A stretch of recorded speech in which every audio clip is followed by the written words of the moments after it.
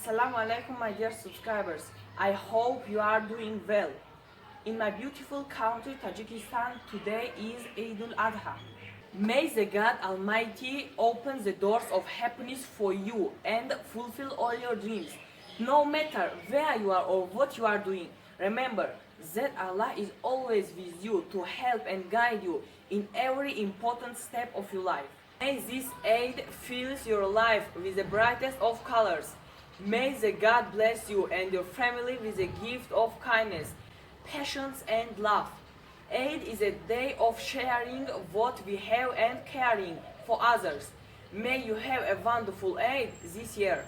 Wish you and your family a happy Eid al-Adha. Eid Mubarak to all of you and your family, my dear subscribers. God bless you. See you in next video. Bye bye.